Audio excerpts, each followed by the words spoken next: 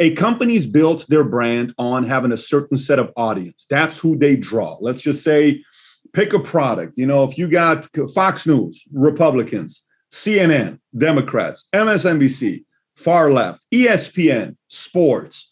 You go to Yahoo Horoscope, anyways, you go to all these different places.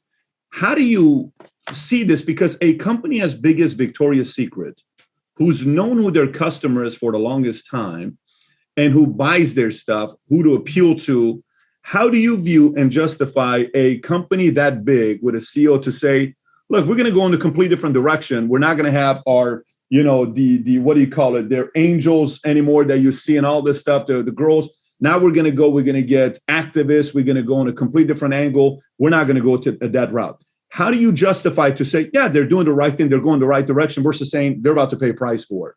Well, they are going to pay a price for it. And so one of the things that I do when I'm teaching MBA classes and I'm doing all this evolutionary stuff, I want to kind of assuage the worry of my students because they feel as though they've wrongly fallen into the wrong class, some biology class, rather than some MBA course in consumer behavior. And I tell them, be patient because it's all going to come together. I'm teaching you now the universal explanations for human behavior, but then I will give you some very practical implications in marketing. So to address your question, let me give one such example. So if you look at romance novels are almost exclusively read by women all around the world. There's not a single culture where that phenomenon is reversed.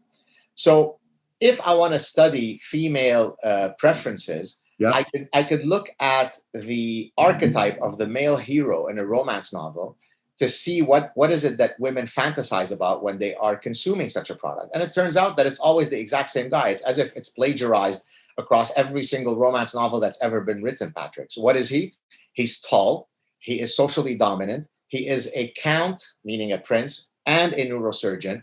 He is reckless and a risk taker. He wrestles alligators on his six-pack, but he could only be tamed by the love of this one good woman. I just saved you the heartache or the effort of having to read every romance novel that's ever been written. I should have never read 50 Shades of Grey. Exactly. So now that's my next point now is going to bring home the question that you asked. So a few years ago, a company, I don't remember their name, was a progressive company. They wanted to create a new line of romance novels that extricated themselves from this archetypal view of the toxic masculine man. And so they created a new line where the guy, is sensitive. He cries all the time. He sucks his thumb. He watches Bridget Jones' Diary. Well, guess what happened? The consumers, in this case called women, said, sorry, not interested. That's not what I fantasize about when I'm trying to escape in a romance novel. So if you do things as a company that violate fundamental tenets of human nature, the market has a very clever way of correcting your misconceptions. So I always tell my students, ultimately, a good marketer is one who understands human nature, whether they've taken my courses or not. So if you like this little short clip from an interview I did, click over here to watch the entire interview. And please don't forget to subscribe to the channel. Take care, everybody. Bye-bye.